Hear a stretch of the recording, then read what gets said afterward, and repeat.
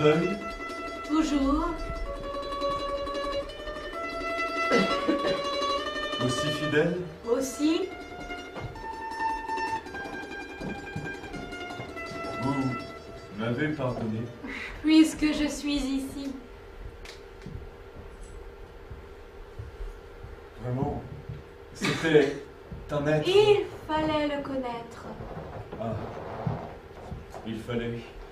Je l'ai trop peu connu, peut-être. Et son dernier billet sur votre cœur, toujours. Comme un doux scapulaire, il pend à ce velours.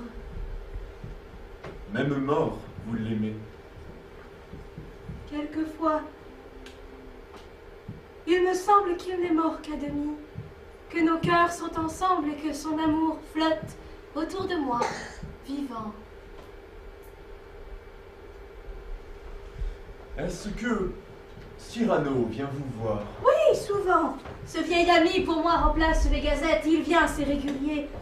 Sous cet arbre, il me fait la chronique de la semaine. Oh, le Bret. Hein? Comment va notre ami? Mal. Oh, Oh, il exagère.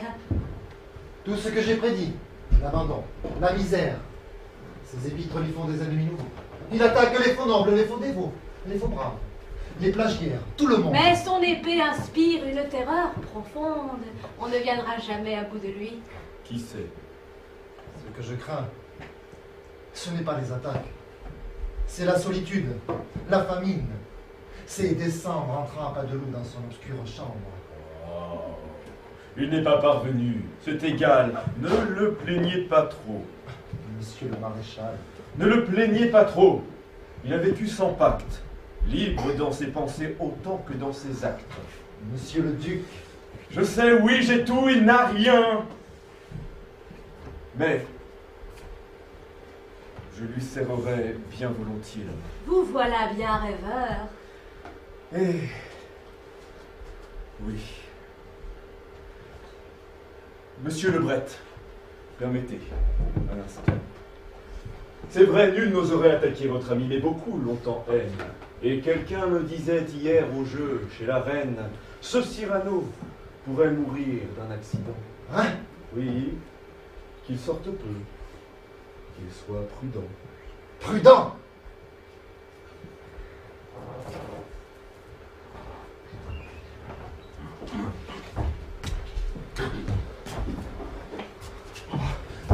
Puisque vous êtes là, tellement mieux qu'elle ignore. Vous allez voir votre ami. Tantôt, c'était encore à 20 pas de celui quand on le voit de loin qui sort. Se veut le joindre.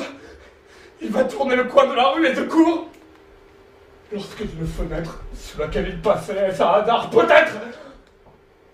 Un laquais laisse ce soir une pièce de bois. Lâche! Cyrano!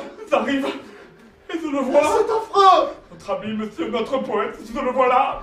Par terre, un grand trou dans la tête. Il est mort! Non mais, Dieu, je l'ai porté jusque chez lui, dans sa chambre. Ah, sa chambre, il faut voir, se réduit. Il souffre! Non, mais il est sans connaissance. Oh, mon pauvre Cyrano! Ne disons pas cela tout d'un coup à Roxane! Et ce docteur! Il en va un par complaisance. Oh, il a parlé. Oh, je ne sais plus, de fièvre, de méninges. Ah, si vous le voyez, la tête dans des linges. Courons vite, il n'y a personne à son chevet. C'est qu'il pourrait mourir, monsieur, s'il se levait. Passe par là. Viens, c'est plus court! Par la chambre! Monsieur le Bret!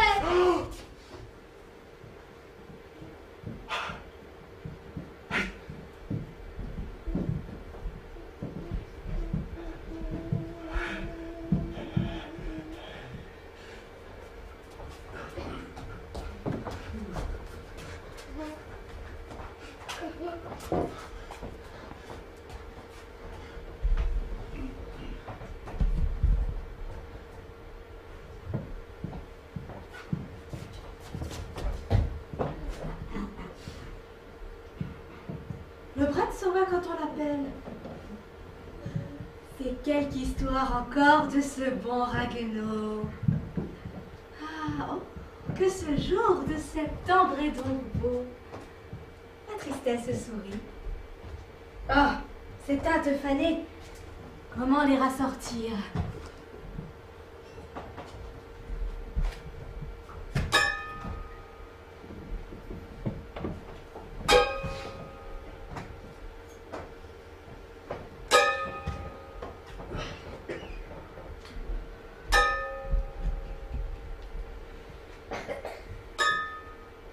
Depuis 14 années, pour la première fois en retard.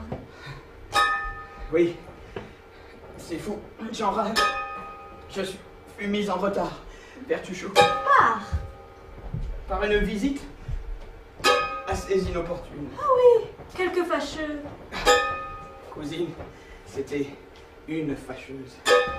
Vous l'avez renvoyée. Oui, Lily, excusez-moi, mais c'est aujourd'hui, samedi, jour où je dois me rendre en certaines demeures. Rien ne m'y fait manquer. Repasser dans une heure. Les feuilles. Elles sont d'un blond vénitien. Regardez-les. Tomber. Comme elles tombent bien, dans ce trajet si court de la branche à la terre. Comme elles savent mettre une beauté dernière et, malgré leur terreur de pourrir sur le sol, veulent que cette chute ait la grâce d'un vol.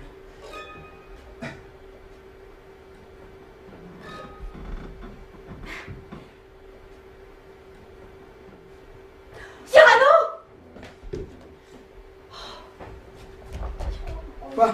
Qu'est-ce? Mais... Je vous assure, ce n'est rien. Pourtant... C'est ma blessure d'Arras qui, quelquefois... Vous savez.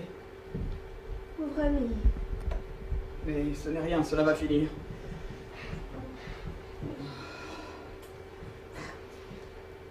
C'est fini. Chacun de nous a sa blessure. J'ai la mienne, toujours vive. Elle est là, cette blessure ancienne. Elle est là, sous la lettre au papier jaunissant où l'on peut voir encore des larmes et du sang. Sa lettre? N'aviez-vous pas dit qu'un jour, peut-être, vous me la feriez lire? Ah? Vous voulez? Sa lettre? Oui, je veux. Aujourd'hui. Tenez. Je peux ouvrir? Ouvrez. Lisez.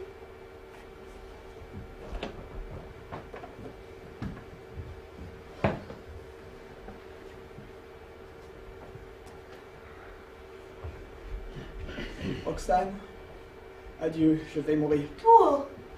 C'est pour ce soir, je crois. Ma bien-aimée. J'ai l'âme lourde encore d'amour inexprimé. Et je meurs. Jamais plus. Mes yeux grisés, mes regards dont c'était... Comme vous la lisez, sa lettre? Dont c'était les frémissantes fêtes, ne baiseront au vol les gestes que vous faites. J'en revois un petit qui vous est familier pour toucher votre front. Et je voudrais crier. Comme vous la lisez, cette lettre? Et je crie, adieu. Vous la lisez? Ma chère, ma chérie, mon trésor, D'une voix, mon amour. d'une voix que je n'entends pas pour la première fois. Mon cœur ne vous quitta jamais une seconde. Et je suis et reste jusque dans l'autre monde celui qui vous aima sans mesure, celui... Comment pouvez-vous lire à présent? Il fait nuit.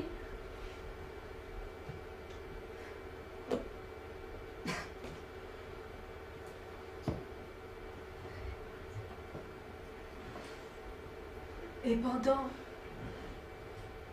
14 ans, il a joué ce rôle d'être le vieil ami qui vient pour être drôle. Roxane? C'était vous? Non, non, Roxane, J'aurais dû non. deviner quand il disait mon nom. Non, ce n'était pas moi. C'était vous? Je vous jure. J'aperçois toute la généreuse imposture. Les lettres, c'était vous? Non, Les mots chers et vous, c'était vous? non. La voix dans la nuit, c'était vous? Je vous jure que non. L'âme, c'était la vôtre? Je ne vous aimais pas. Vous m'aimiez? C'était l'autre. Vous m'aimiez? Déjà, vous le dites plus bas? Non. Non, mon cher amour, je ne vous aimais pas.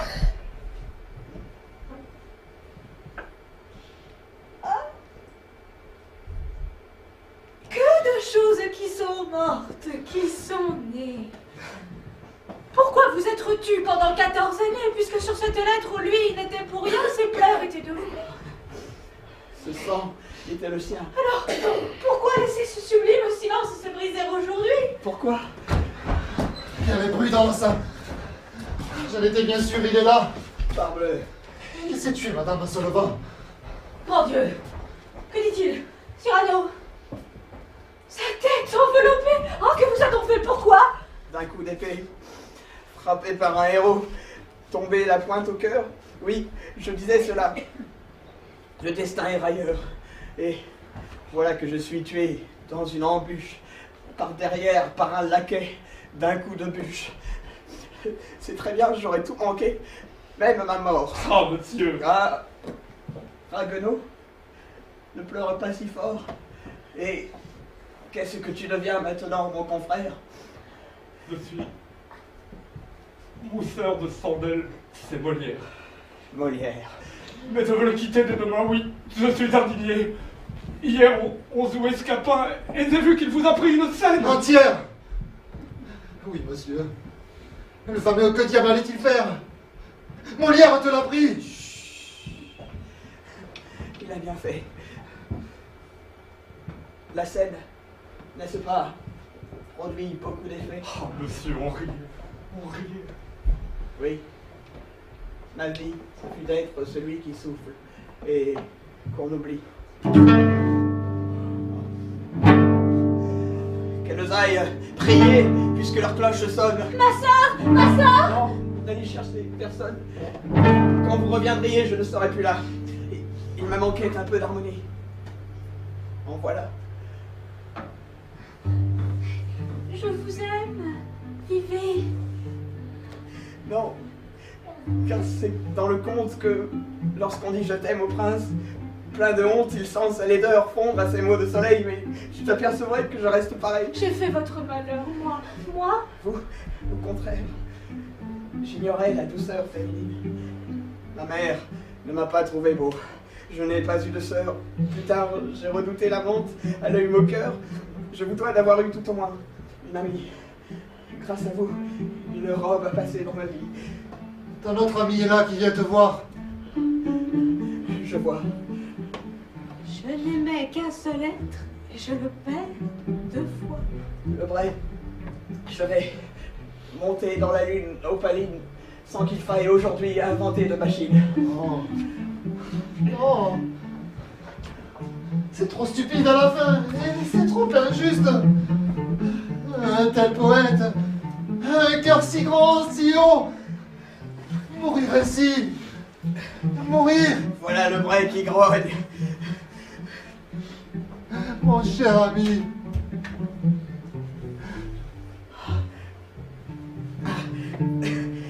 Ce sont les cadets de Gascogne, la masse élémentaire. Et oui, voilà le hic. Sa science là, son délire. Copernic a dit. Mais aussi, que diable allait-il faire? Que diable allait-il faire en cette galère? Philosophe, physicien, rimeur, prêteur, musicien et voyageur aérien, grand riposteur du tac au tac, amant aussi, pas pour son bien, Sigive, Hercule, Savinien de Cyrano de Bergerac, qui fut tout et qui ne fut rien. Ne me soutenez pas, personne, rien que l'arbre. Elle vient. Je me sens déjà beauté de marbre, ganté de plomb. Ah, mais puisqu'elle est en chemin, je l'attendrai debout et l'épée à la main. Cyrano. Je crois qu'elle regarde, qu'elle ose regarder mon nez, cette camarde. Ah, que dites-vous? C'est inutile, je le sais. Mais on ne se bat pas dans l'espoir du succès, non, c'est bien plus beau lorsque c'est inutile. Ah, ce que c'est que tout cela. Vous êtes 2000. Je vous reconnais, tous mes vieux ennemis. Le mensonge. Tiens, les compromis, les préjugés, les lâchetés. Que je pactise. Jamais. Te voilà, toi, la sottise. Je sais bien qu'à la fin, vous me mettrez à bas. N'importe. Je me bats. Je me bats.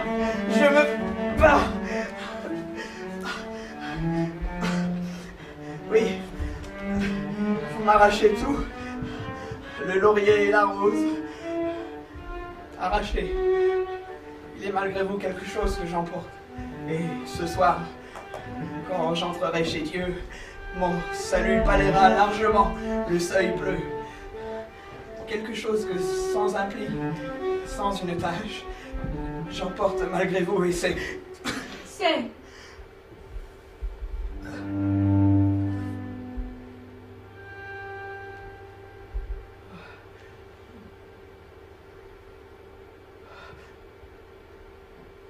Mon panache.